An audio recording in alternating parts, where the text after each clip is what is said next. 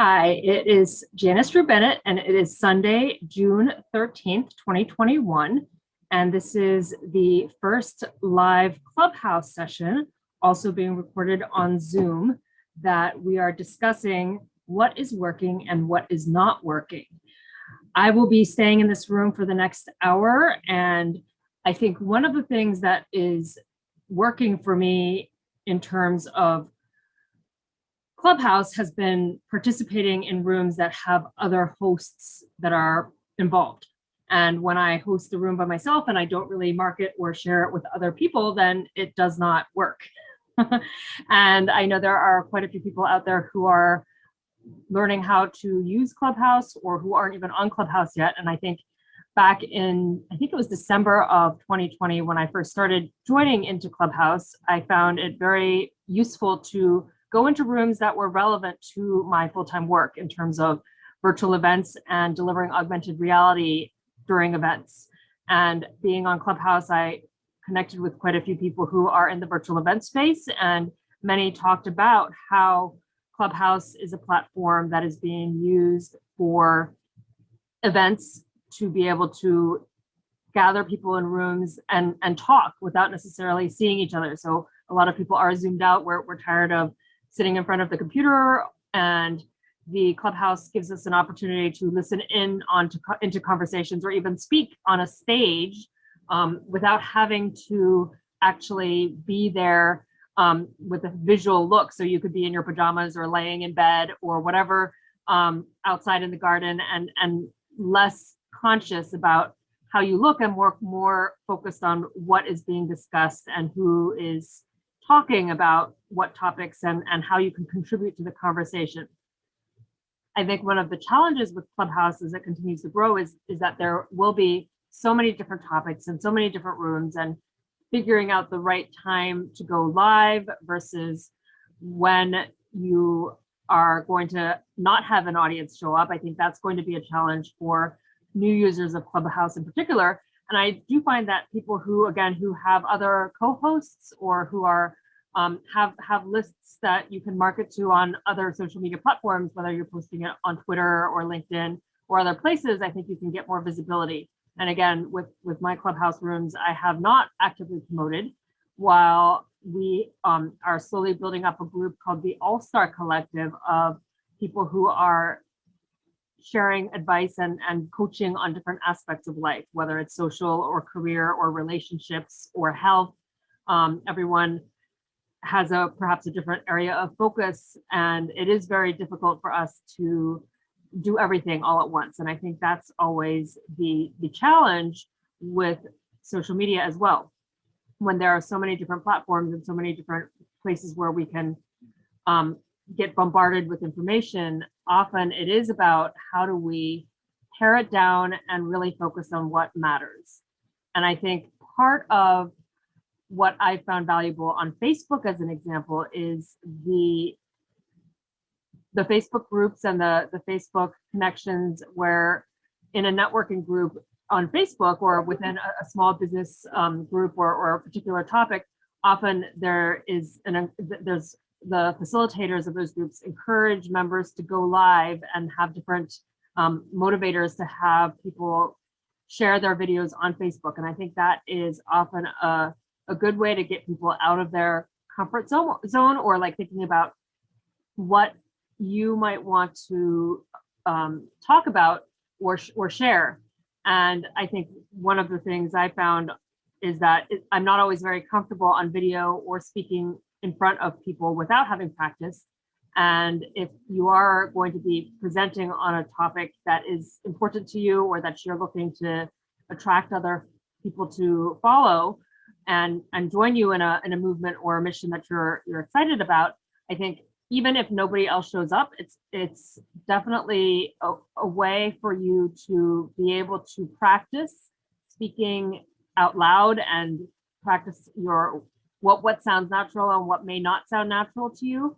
And so any opportunity where you have to go live is an opportunity for you to either see yourself if you're on a camera where you can see yourself, or hear yourself if you're on, or Clubhouse usually is not recorded. I did put a note that this particular session is being recorded.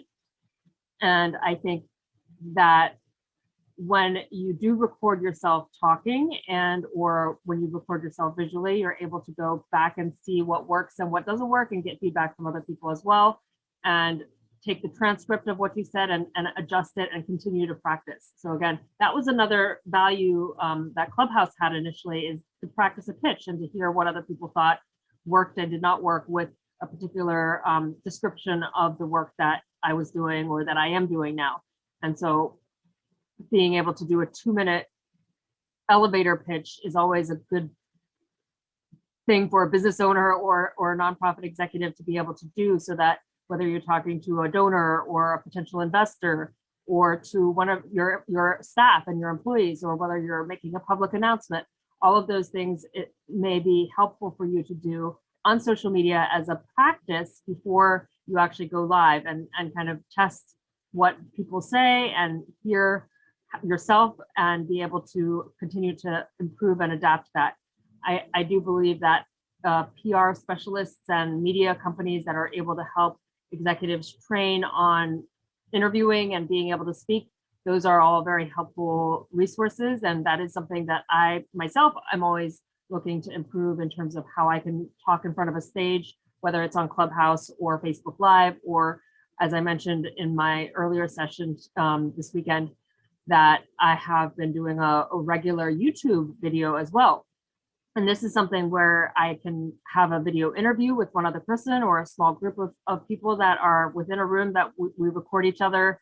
There's definitely, I think, a lot of content that's being created during this time, especially when a lot of people are still working remotely or looking for roles that are remote. We're more active, I think, online still. And while there is anticipation for hybrid events and in-person events to begin to grow back again, I don't think that the virtual world is going to go away. And so being able to comfortably speak in this mode where you're either in a Clubhouse room or on Facebook or on LinkedIn Live, if you have a LinkedIn Live channel, all of those are just ways to practice your own dissemination of information and be able to contribute to the collective knowledge that's out there. Now, I do think often people do a lot of talking and not as much doing. And that is something that I really feel with the Social Lift program is, yes, there's talking, there's training, there's question and answer time. I really want the bulk of the time being spent on actually doing the work that will get you from the solo entrepreneur to the growing circle of connections. And I personally join in many groups, and I am part of different circles that have grown.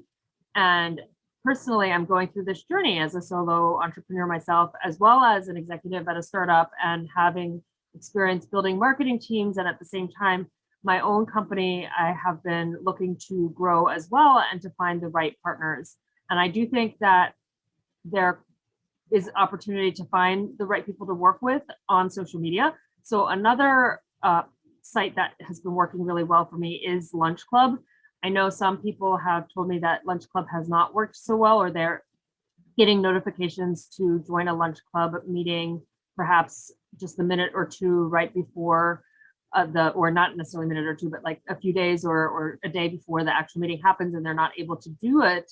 And what I found is useful for Lunch Club is, I think every Tuesday, and it might be different depending on their algorithms or where you are, you put on the AI site what times you're available to have lunch online with someone who gets AI matched with you, whether it's something that you're interested in terms of levels of interest, or perhaps particular, you can put that you're looking for an investor, or that you are looking for a business partner or a founder, or you're looking for business development.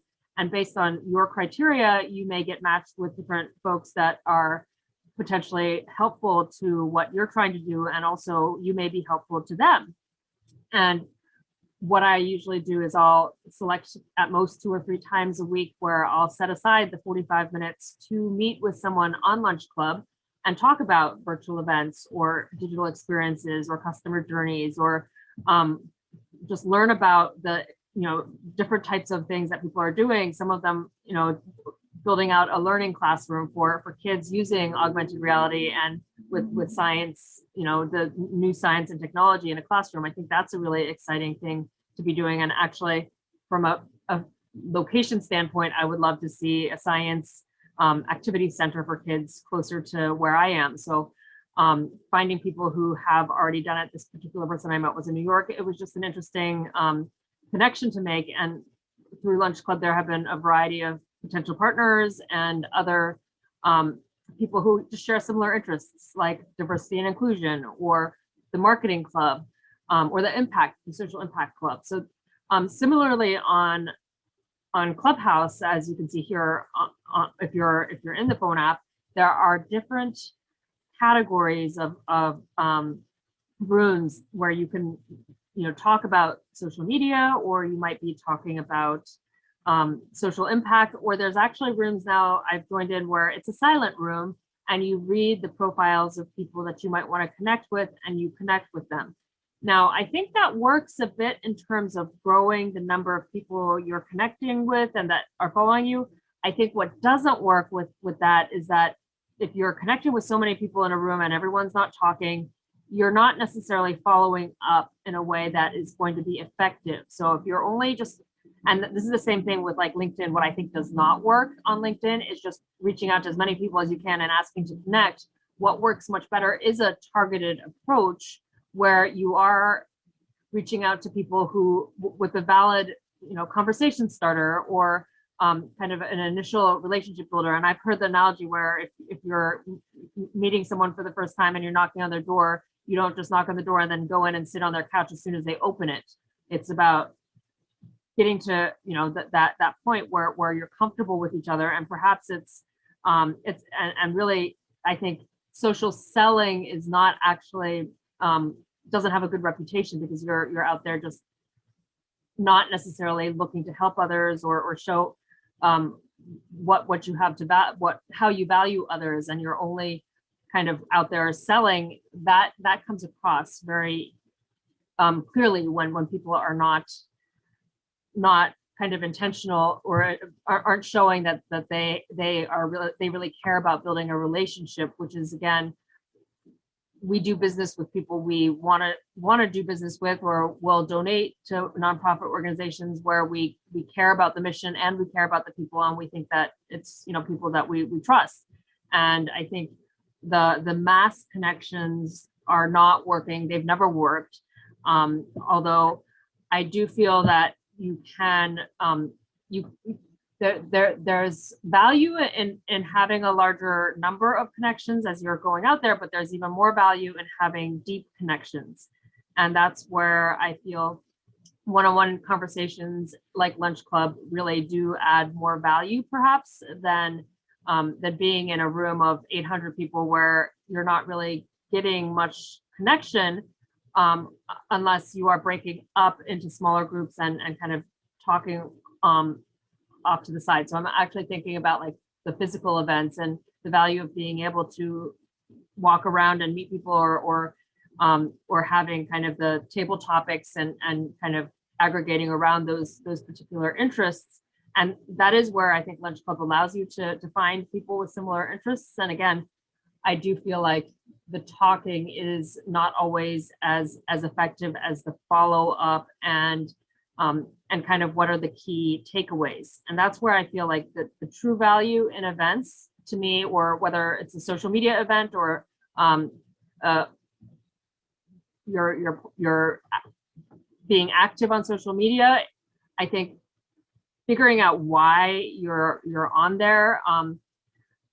I mentioned earlier as well that being able to connect with people and featuring them has been valuable to me to really understand what other people care about. And I think that's something that can also be beneficial to others as you connect on different platforms and really understand what you can do to help others. So thinking more about what's working and what's not, I used to think that Twitter was a useful place to go and kind of comment when people were at a live event. So I would tweet about a speaker or tweet about the event and have a hashtag. I actually have not found Twitter to be super effective recently. And I do think because Clubhouse links to Instagram and Twitter, I am seeing more people using Instagram than Twitter linked to their Clubhouse account. And part of the challenge with Clubhouse, if you haven't used it, is that we're not necessarily a challenge, but as you're talking to people, you're hearing the sound. And the only way to really follow up is to send a message on Instagram or on Twitter. And again, I have found Instagram to be much more effective at kind of the messaging, post follow-up, and kind of connecting with people there. And LinkedIn has also been really valuable, and people will reach out via LinkedIn. And I definitely don't want people to forget about the email and being able to also connect through email, because I found that if people have all their social media links, sometimes your messaging gets lost in the messaging. And I think most marketers would know that email marketing is still actually a lot more effective in a lot of ways than social media, even though we are bombarded with a ton of emails. If you're sending an email that people are, show that you've read through their profile and that there's a reason for you to connect, that email may be more likely to be read at this point than like a personalized email, not a spam email. So really, looking up the information of the person who's on Clubhouse, and often they'll have an email address posted either on Instagram or on their main website that's linked on their link tree on Instagram. And so I found that actually gets meetings more often than just messaging on social media too, is to also follow up with an email or a text message. And I have also seen that I mentioned text message campaigns in the earlier session as well. And those are the, I am seeing more campaigns with texting, because I think you're not getting that many texts either. And I don't think any of us really want to be bombarded with text messages. But at the same time, if we're opting into text message campaigns, I don't think that many, the percentage of influencers or people who own businesses who have an opt-in text message list is still low. And that is where I think you can also differentiate yourself these days, is if you have a good text messaging campaign and or a phone campaign. So if you're able to call people, and again, this is the cycle of, people don't always want to pick up the phone if they don't recognize the number, but if they have opted into your lists or they know who you are, and you start with a text and then you follow up with a phone call or you schedule something, I think we've often lost the art of picking up the phone and calling people.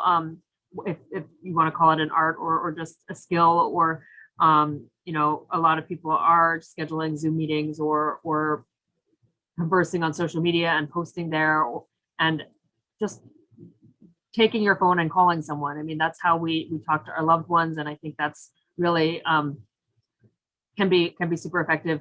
I don't think it works when you pick up the phone and you're getting that cold spam call, where it feels like they're only trying to sell to you. So I feel like figuring out the right messaging for your phone calls, similarly with what you're messaging on social media.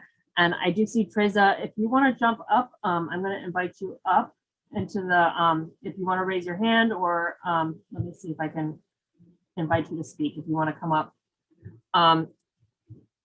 I've been talking about what's working and what's not with social media, and I have this as a recording, and it's part of the Social Lift program. I've been talking a little bit about the social shift and social lift in terms of how people are potentially moving from one social media platform to another. I talked a little bit about how on Twitter, I had more effective outreach back when I was going to live events and finding people on Twitter then.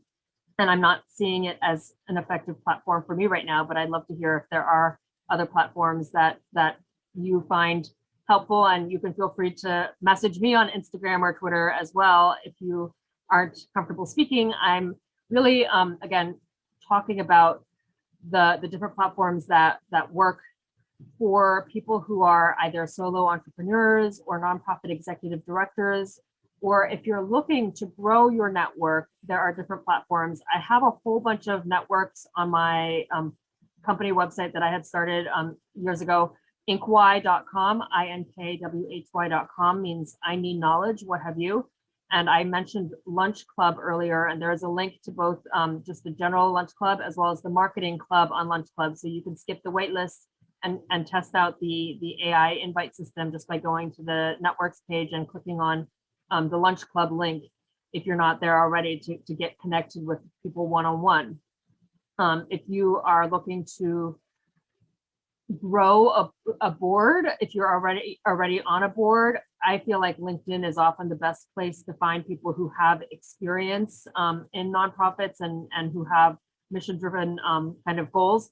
Although just Google as well in terms of research, if you're looking up a particular topic of interest, or you have a very niche type of a mission that you're looking to promote or find followers or find board members to help you support, just by Googling it, you can often find the people on different websites that may look like they are experts in the area or have interests that align with yours.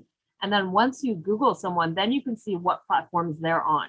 Because I think that's one of the things I've mentioned is that when I post about my contacts across multiple social media platforms, they don't see it on all my platforms. So some people are more active on Facebook, some on Instagram, some on Twitter, some on Clubhouse, and some on LinkedIn.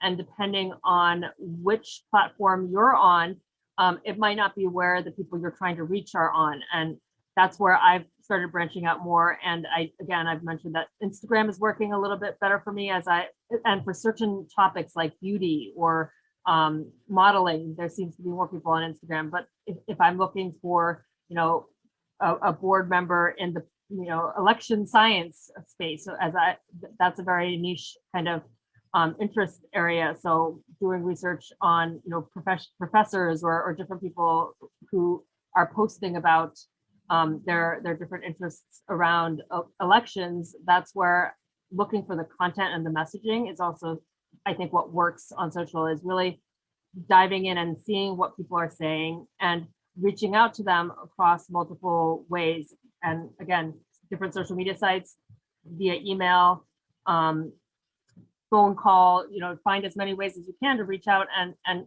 express an interest in learning more about what other people, what knowledge they have to share. And that's another, when you reach out to people to ask for advice or for more insight into something they've shared, I think people are much more open to respond. So when you show that you've done your due diligence and that this is somebody who you really want to meet, and this is why, I think people are much more likely to respond. If someone reaches out to me and says, I'm looking for a job, I'm less likely to respond than if they were to reach out and say, I noticed you wrote an article on how, marketing, culture, and innovation intersect, and my interests really lie within these three areas, and I'd love to learn more about kind of what opportunities you have in that area. So again, by being a little bit more deliberate about the depth of the information you're sharing when you reach out on social media and doing those direct messages and personalizing them, it's much more effective than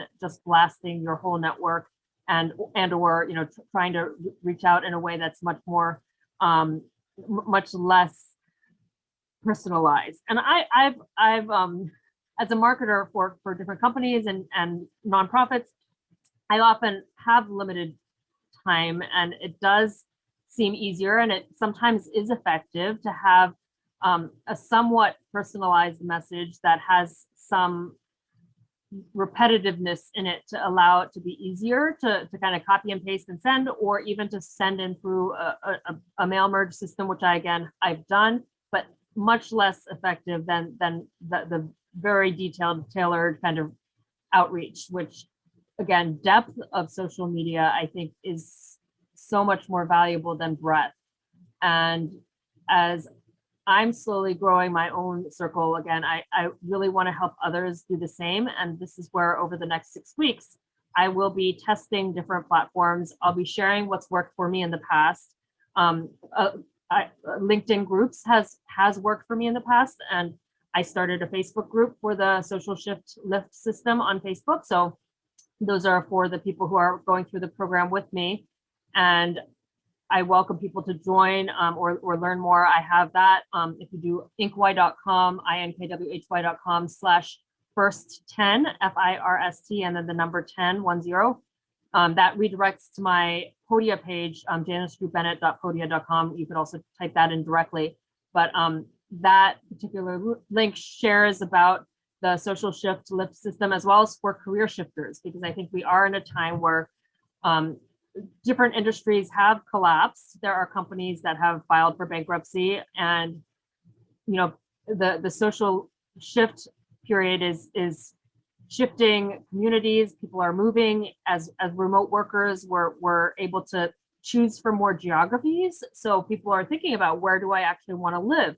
And perhaps that's part of what you would do in your social kind of research as well, is to see what kind of social networks are around a geography, because often there are meetup groups or there are LinkedIn groups that are very specific to California or to, and it was interesting, I was on a networking session that was based in Orange County and then connected with someone in Las Vegas, and I'm here in Rhode Island.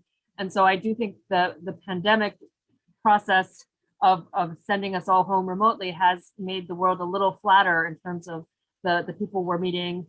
And one of the things I think is not working is trying to go to too many groups and kind of just, and I think I've also made this mistake with not necessarily a mistake, but it's something I enjoy. I've always enjoyed going to a lot of events and meeting a lot of people. And again, that allows me to grow the breadth of my network. And I do have over 23,000 LinkedIn connections.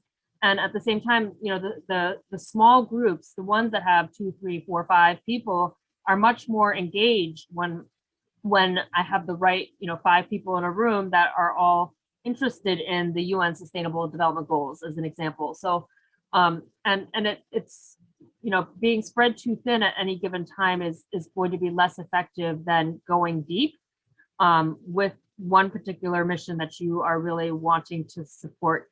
And honestly, this is not something that I lead by example with, because I tend to like to do just way too much. But at the same time, it is something I've learned to carve out time a little bit more and pace it out. So thinking about what can I get done in the next 6 weeks? What would I like to get done in the next 6 months? And then this was one of the resources that's also free in the first session. It's previewable on the Social Shift Lift System website, where you have access to the skills inventory, which also has a tab that allows you to write down, like, what is your personal mission right now? What is your corporate mission if you're working for a company? Or what is your nonprofit mission if you're either working at a nonprofit or on the board of a nonprofit?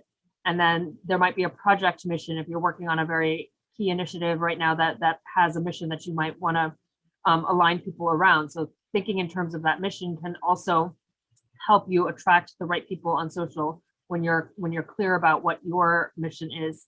And I also have that social audit, which shows, there's hundreds and hundreds of social media sites out there, and different depending on where you are, and phone apps, and really it is about calling it to which are the most important ones for you to be on, and where are you finding your audience, and what are your values? Like I mentioned, I do want to spend time with family, and as I spend time with family, I don't need to be on social. I want to put my phone down, and what's not working is when we're all on our phones, out to dinner, and we're not talking to each other. And that was something that happened before COVID, where people were getting distracted with their phones.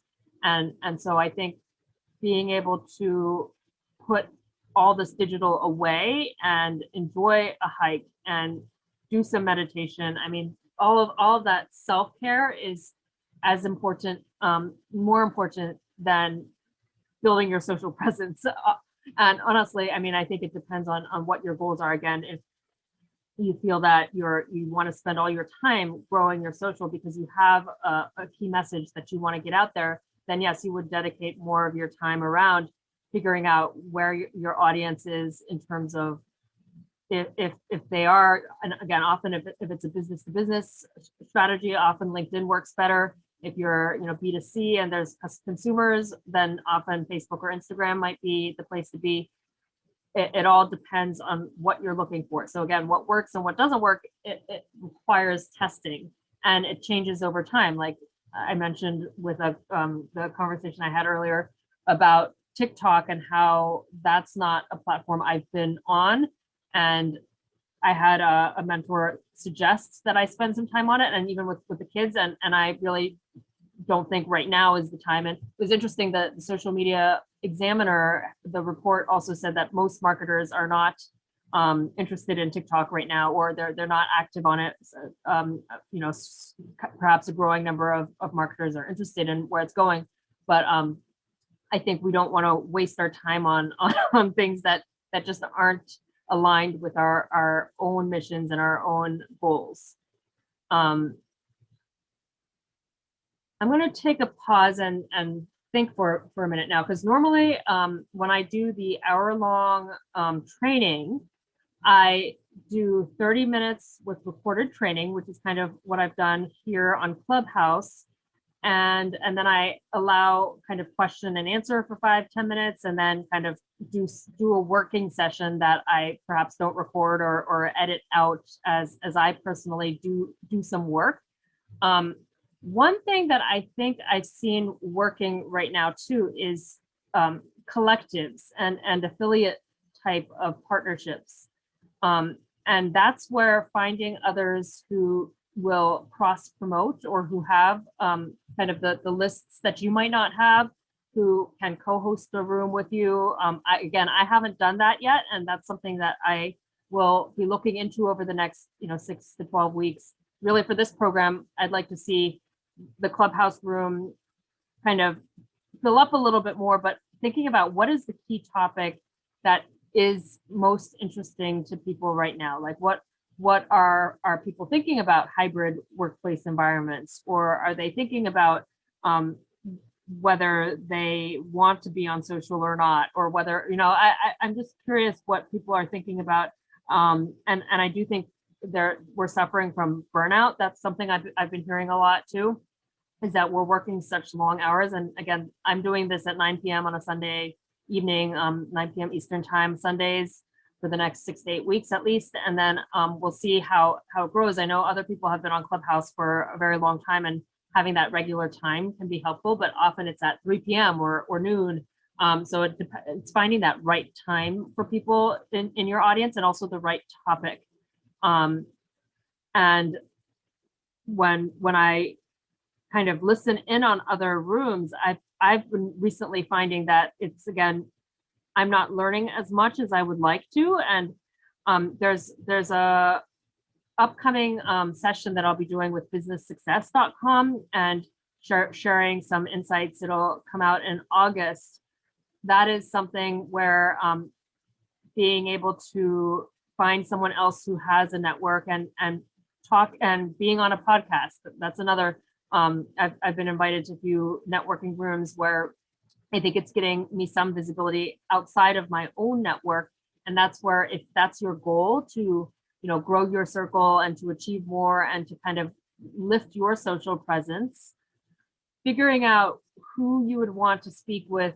If you listen to a podcast that you love, is that a podcast that you could potentially be on at some point? And I have not been a huge podcast listener.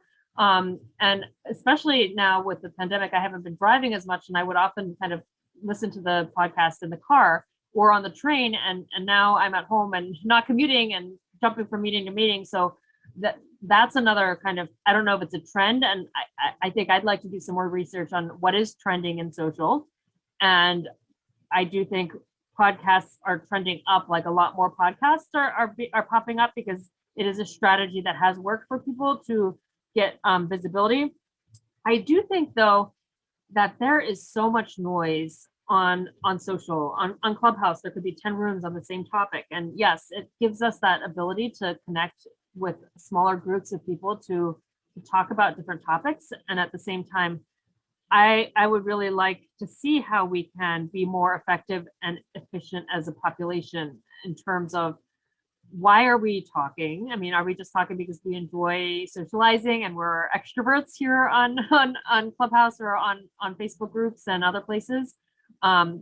Or are we looking to share knowledge and kind of teach the next generation? And there's that whole teaching and education and knowledge aspect of doing events and speaking and being on social media.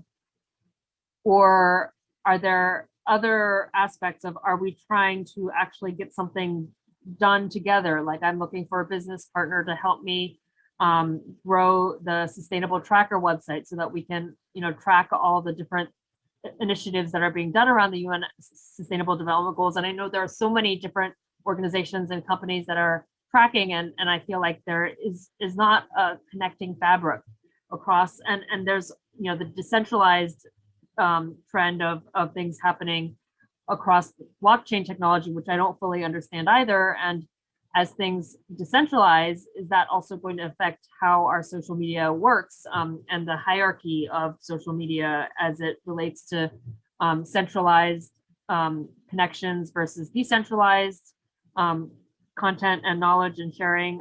So that's, I think, another trend that I'm going to be interested in following, to see the Internet of Things, as objects become more connected to the overall web. And then I, thinking about the environment, and I've talked about the show called Intelligent Trees, and how trees are talking to each other through a fungal network and the root system. And I think about, what can we do to be smarter about protecting each other and doing good? And those are the things that I'm really interested in. And talking about it is only so much, gets you so far, but taking action and measuring that action, that's kind of what I think is real. It works. I mean, and as a business owner, your goal is to keep your business surviving at the very minimum, if not, thriving and growing. And perhaps you're an entrepreneur that has a hobby type of a business or a lifestyle business, and you don't necessarily want it to balloon up, and you only want to manage it with X amount of time. So again, if that's your particular goal, then you may not want to go through a social lift. But if your particular clientele is moving away or not effective anymore, then you perhaps do need a way to shift yourself, to reach new audiences, or to shift your approach. And what that's why I think businesses are perhaps shutting down now too, because they aren't finding ways. So some of the yoga instructors, for example, have gone fully remote and may not go back to in-person yoga studios, and some have just fully shut down and maybe are looking to do something else now. So depending on what your approach is and what your goals are, you may be looking to grow in a new direction on these new social platforms.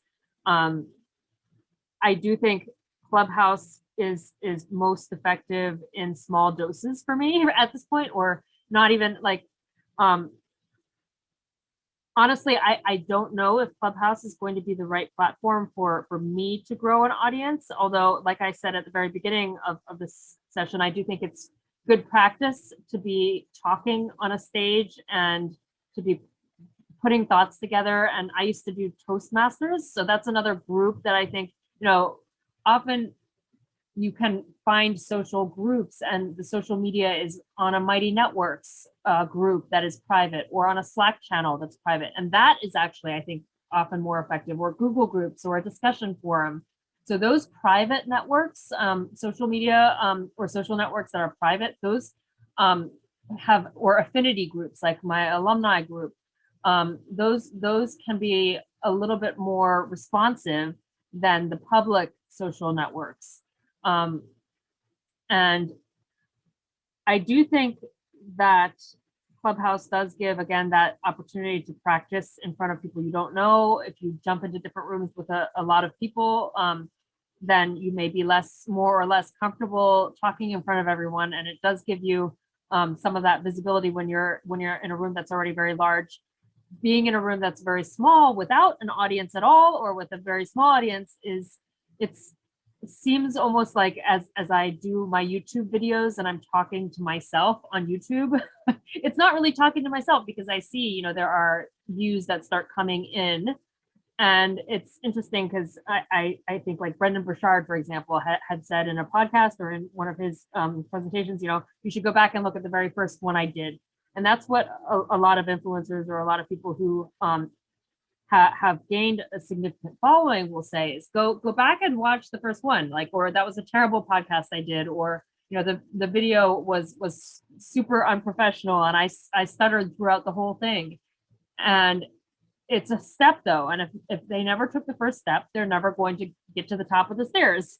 And same thing with me is I've gone through different phases and cycles, and the 3-step process I have for the social lift is something that I've mentioned that I've done every 3 months or every 6 months or every year, or every few years, depending on what stage of life I'm in, being in my early childhood, not on social media. And I've actually thought about, is there a way to get kids to connect socially in a way that it works, or that's helpful for kids.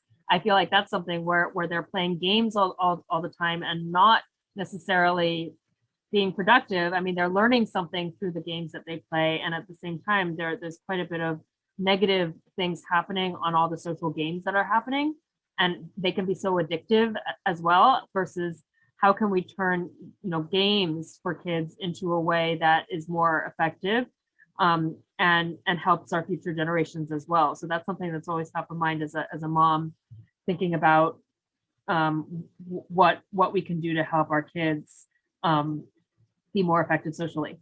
And so when I was a kid, my social network was kind of the church group, or kids coming over and hanging out, or the school groups. And it wasn't like the online, although I did have, I remember in high school, I started a group, and I had an email address called Draw Writer, because I like to draw and I like to write. And so I created a little group of kids that were other teenagers who were also artists or writers, and we would share our work with each other, and I'd give advice to people who would send me their poetry. So that was like a creative thing I started doing. I remember having the AOL email address and the AOL groups, and then asking in chat, what's a newbie? And now it's interesting to hear the kids, with their vernacular based on what is being said, as kind of common language for kids these days. And it's a lot of it, again, is on games. So I do think that can be effective, whether you're on Discord or Twitch or something. I don't actually know all the different platforms for gamers, but live streaming on a gaming platform can be perhaps effective, and live streaming on YouTube or LinkedIn, those are, again, ways that I've seen, gamers effectively reach an audience. I think in my 20s, I was kind of working in financial services, and that was interesting because it was highly regulated, and you had to report everything you were doing outside of the company. And so, being in financial services, that's when I first started growing my professional network.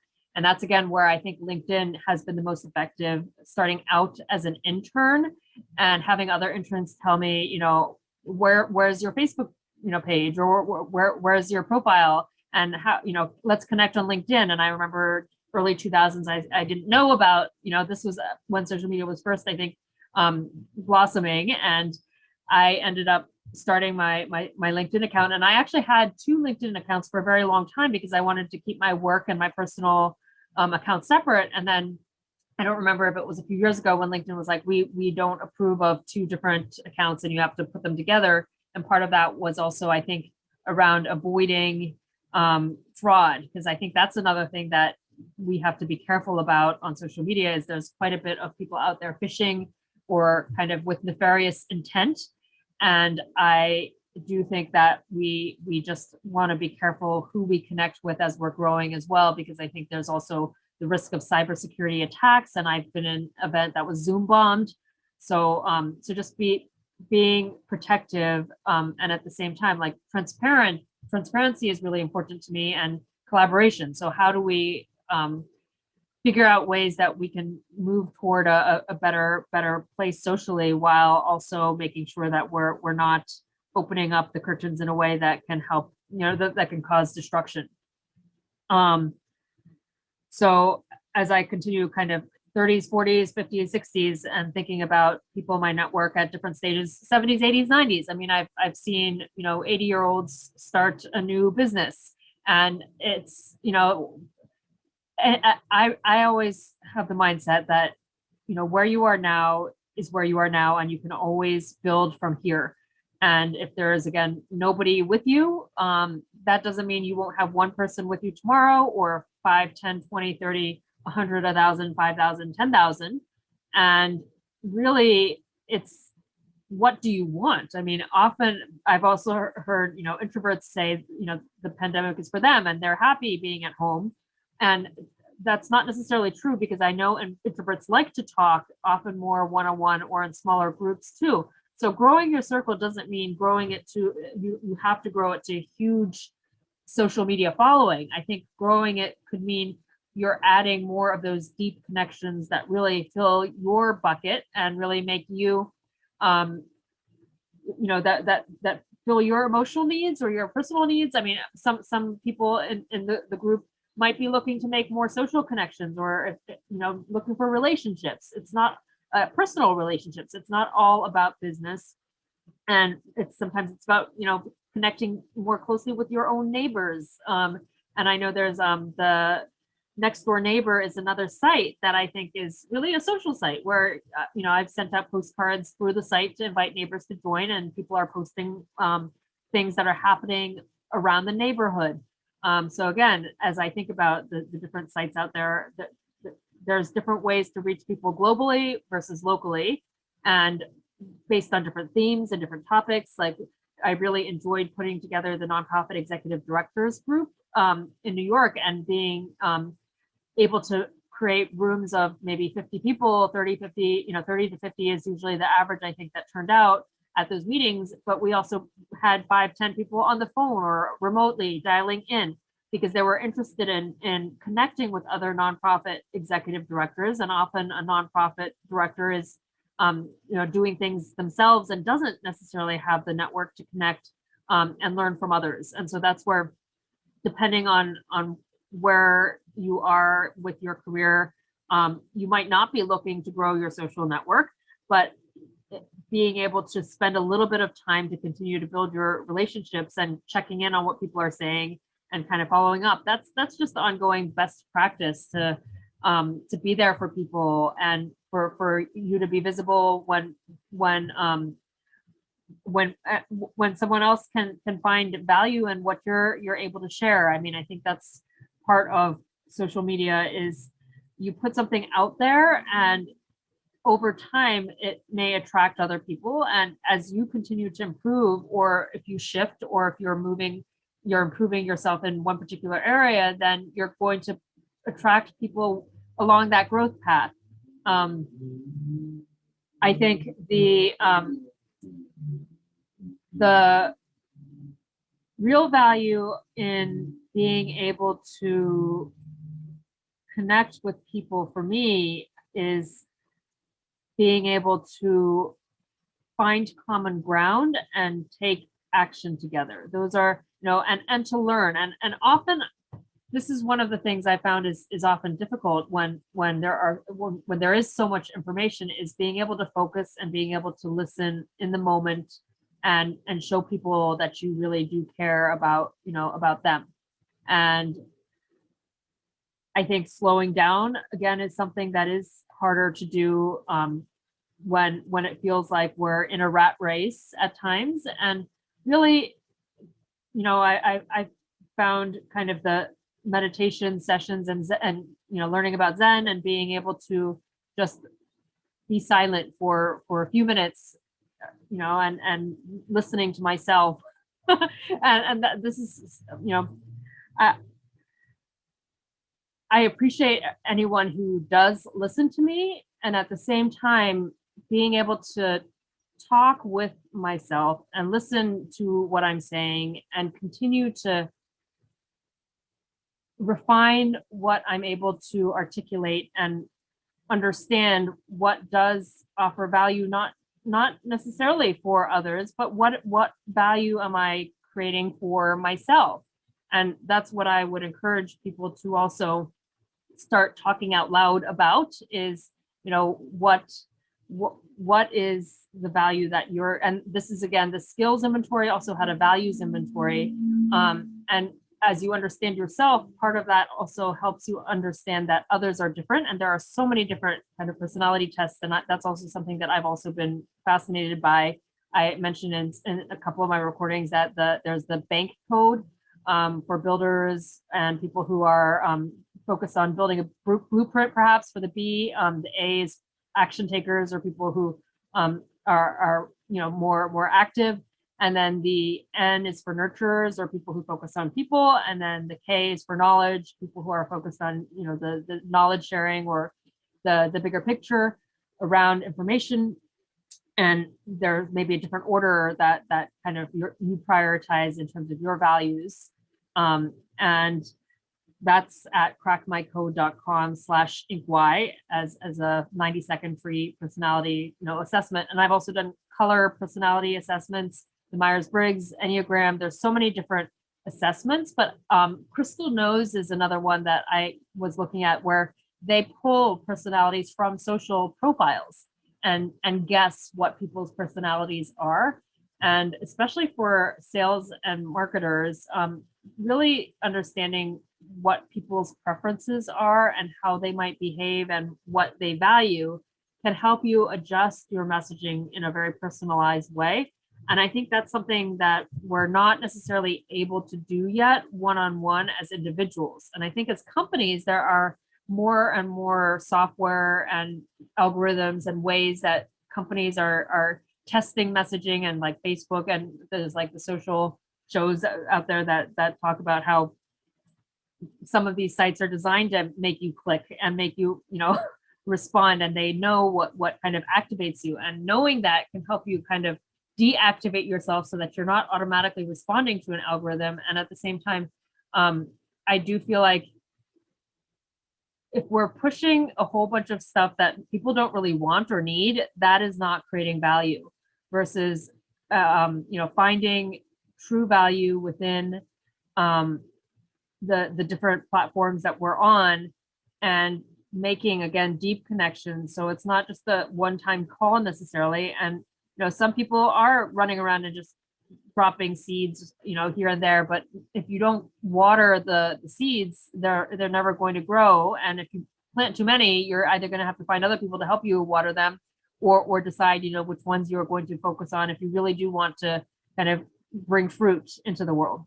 And I don't know if that's the best analogy, but I feel like that's kind of what social media is in terms of a breeding ground, and where lots and lots of seeds are being dropped, and we don't necessarily need all those seeds.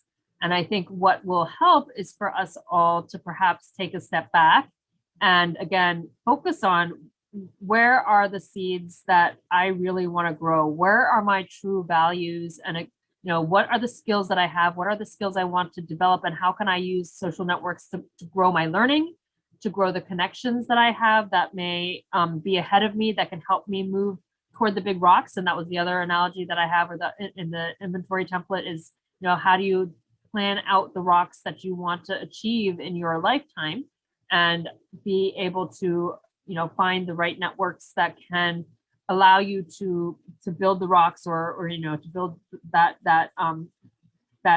larger, and again, if that's what you want. And I do think different people have different goals in life. And there are some people who perhaps have more of that fun, and my kids were actually asking me earlier tonight before they went to bed, why don't you just have fun all the time? Wouldn't you enjoy that at the end of your life? And perhaps that is something that, I've heard, people will regret what they didn't do more than regretting what they did do. And as you think about, what would you regret not doing? Would you regret not finding the right connections or building your social presence or having that opportunity to practice saying what you really care about, whether it is to nobody or whether it's to 100,000 people on social? That's something, again, that I think with social media that is working in terms of being able to reach a whole lot more people through YouTube or with a Vimeo channel, and you're able to, again, broadcast out there as individuals. And if you really wanted to make that difference, I feel like there have been collectives for small businesses to be able to collectively access some of the resources that large corporations have. As an example, there's the PEOs, or like offering HR to all your small business employees, the same type of HR that you might be offered to a large company, because you're grouping together and sharing the resources together. And so, hi Dana. So I'm wrapping up in terms of just talking about where social media, like where we are on social media and how we can really align it with the values that we have. And I'm going to invite you up. Yep. Hi Dana. Feel free to unmute yourself. Hi. I'm glad you joined. I was talking about Nonprofit Executive Directors Group earlier. So and how I think, if there's one person listening, or if there's 50 people listening, like we had in some of our rooms in New York, it's really about creating the value for the future. And one of the things I was saying is, when we collectively work together, like if as nonprofits, we all have shared missions, we can achieve so much more. And even as individuals, we have so many resources. And if we can share those resources across our individual networks, I think we can be so much more effective. And what's not working is all this, kind of divisiveness and destruction and non-collaboration that's happening in the world. And this is being recorded on Zoom. So I don't know how well Zoom picks up, the phone, but I'd be happy to share the recording with you too. I have signal, so I don't know how much it'll even hear, but yeah, and I've been actually referring a number of people to the net group in the past year since COVID. So our numbers are going up.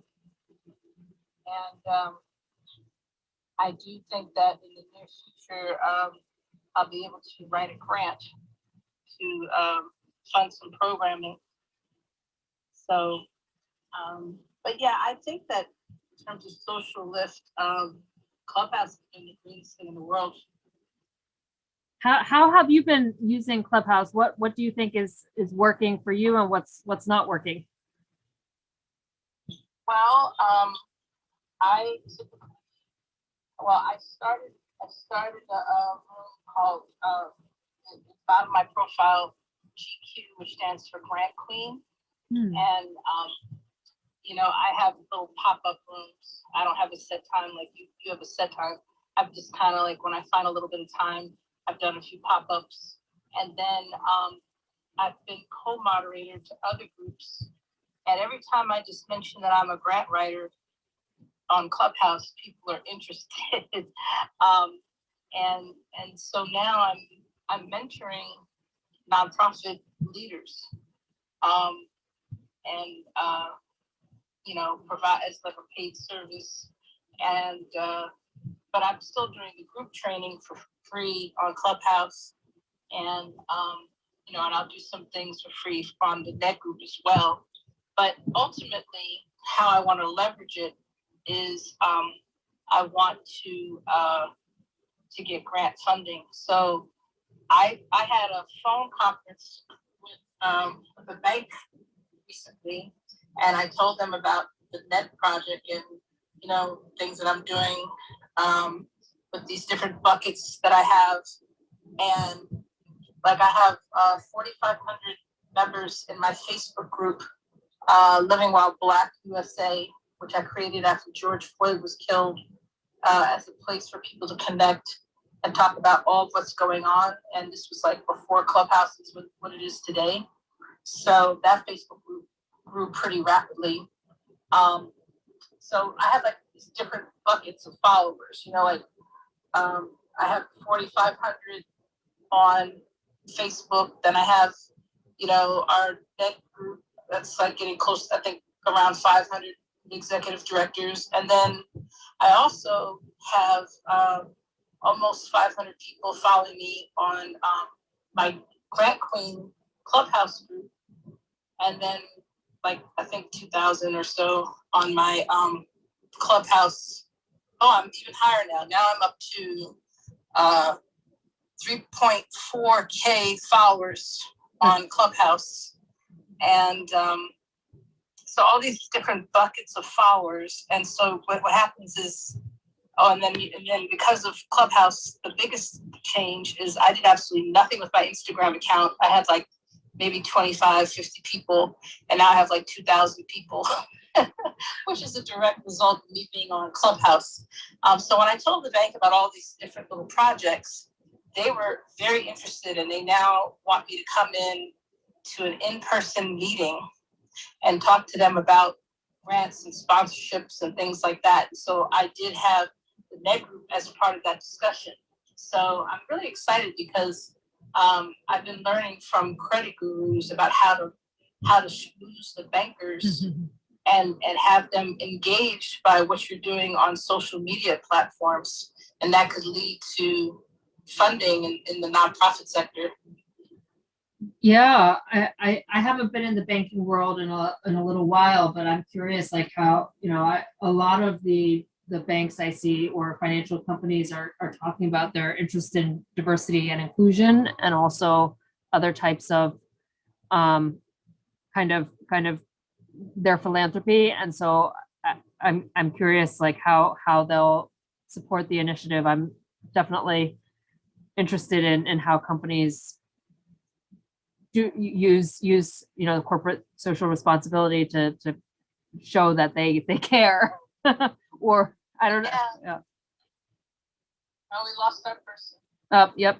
It's yeah, and what I was saying earlier too is, even if nobody is in a room or nobody, you know, if I'm talking myself and I'm recording it for YouTube, I do see that people view it later. And I have a course that I've launched with the social shift lift system that will I'm posting some of this content and sharing kind of what's working and what's not working, and I'm going through the 3-step process of kind of evaluating where I am now, and then kind of planning that roadmap out, as well as expanding the network, and then kind of getting the results and the visibility through the ongoing process of expanding and targeting and kind of following that roadmap, which changes at any given time. Like Ned, you know, we can circle back and kind of grow, because I do think impact-driven work is what I'm truly passionate about. Yeah, and I just followed your house, so I can try to catch it when I can. I tend to be pretty unavailable on Sundays, but every now and then I can catch up to you. Yeah. How often do you go on to Clubhouse? Oh, I'm on Clubhouse quite a bit, and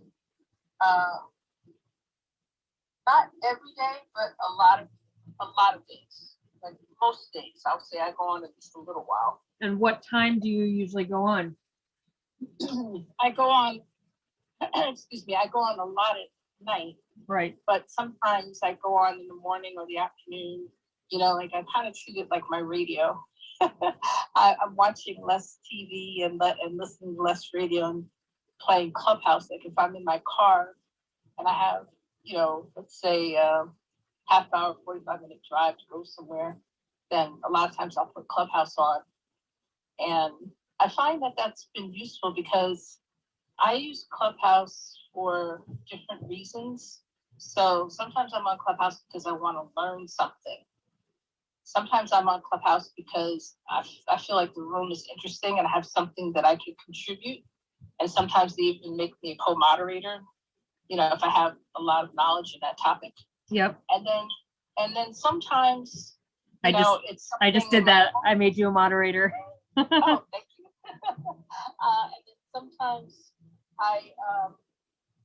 sometimes I, work for my own projects, so that's what I kind of do. Like when I see a room that looks interesting to me, I may go into it thinking, oh, this is something I want to learn.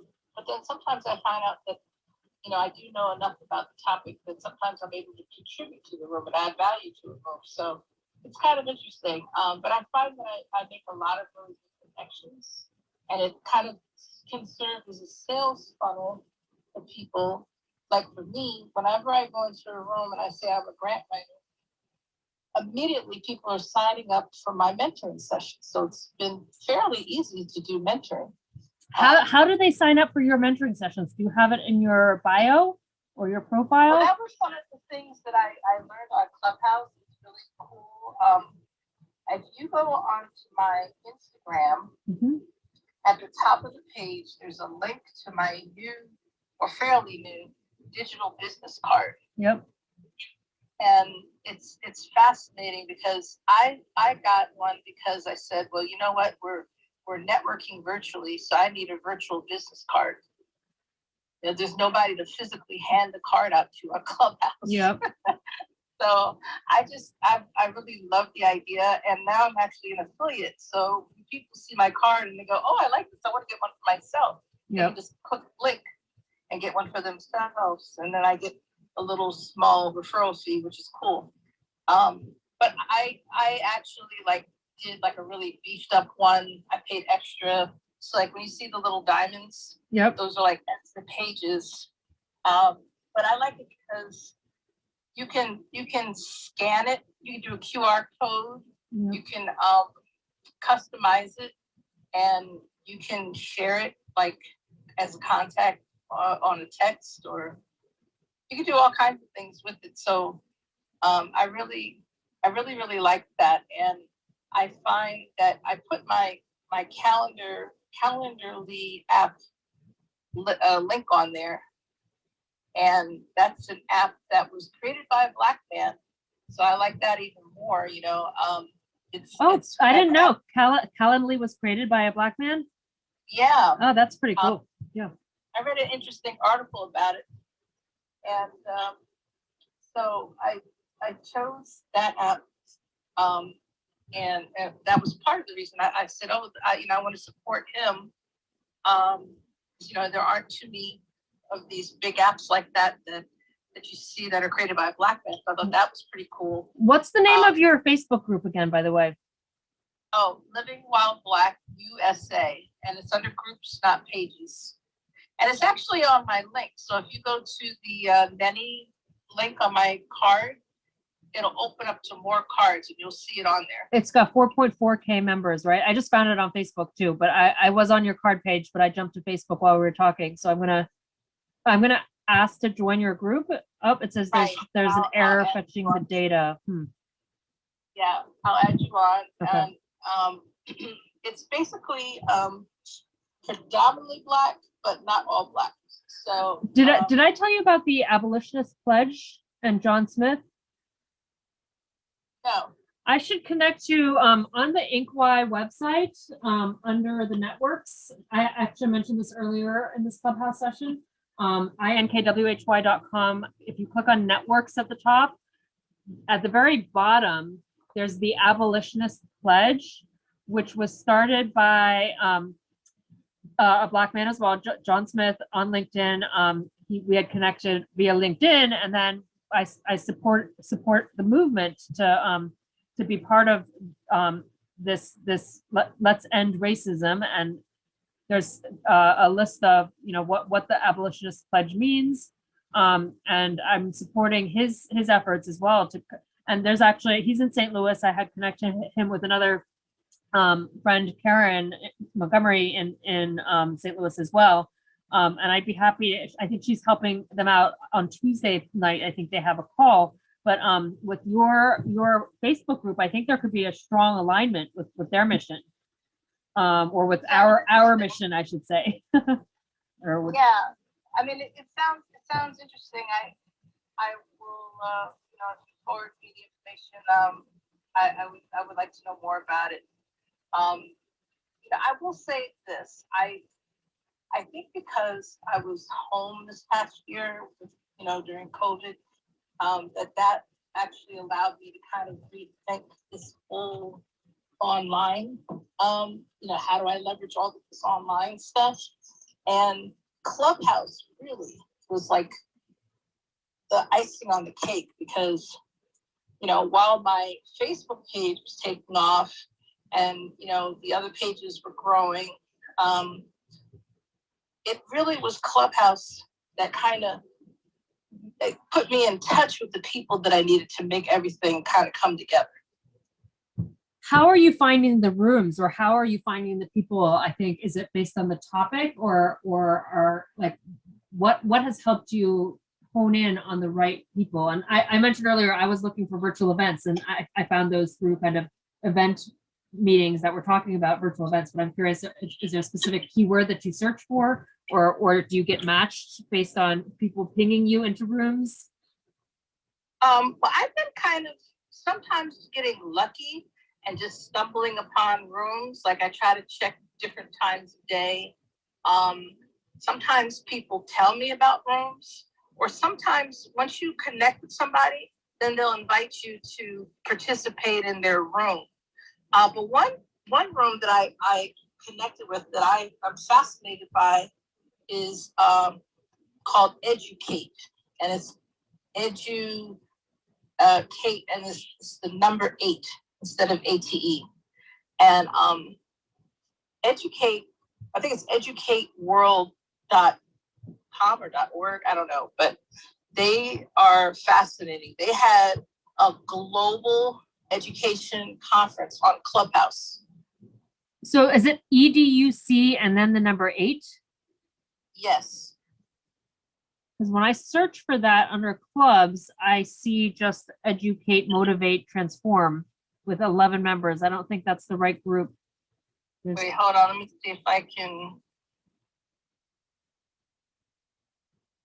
I'm going to try to find it as we speak. Educate clubs. All right. So you went to clubs? Yep, I went to clubs. Okay. So, yeah, Educate, Motivate, Transform. That's probably them, but that might be just the leadership. Yeah, it says Education Conference is the second one where it shows the Educate as like a. Yeah. Is that yeah, it? Educate. Okay. That's the one you want to be part of. Okay. The Yep. 2.6 members. Yeah, and it looks like I am a member there already, but I think because I have so many different rooms, but it looks like you can go to educate.world to apply to run a room or volunteer to help our mission. Right. So that's interesting too. They have another conference coming up in July, I think it is. Yeah. And it's really fascinating because they're like really open to ideas, and they put like this whole global conference together, and they had multiple languages and all these countries participating, and they did it in a matter of months with a bunch of volunteers. And I was like, I would love to partner with you, and I told him about the NET group, and I told him about my nonprofit NETI, and he was, the leaders are very interested, and so I was going to reach out to you anyway, separate from this room you have tonight. But it was like, I was just fascinated that they put this huge global conference together with no money, because they were like, oh, we would love to have grants, no money, no anything. They just like pulled it together because people in Clubhouse are interested in making it happen. So they had like multiple languages, all these countries all over the world.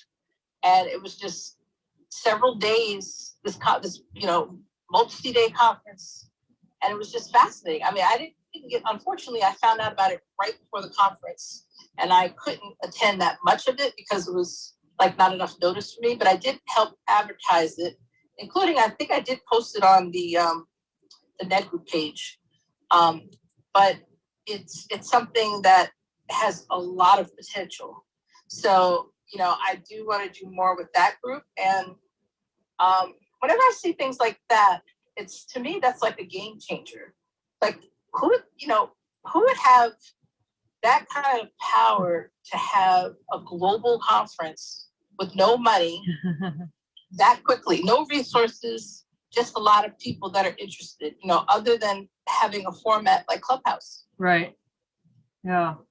Well, it's To me, definitely, that's yeah. like social media at its best. Yeah, absolutely. There has been so much change and so much opportunity and so much, it's been really a roller coaster, I think, for a lot of people. And I think we have that opportunity to lift together. And that's where I'm running this program. I'm really interested in educating and training and mentoring others. So this is great.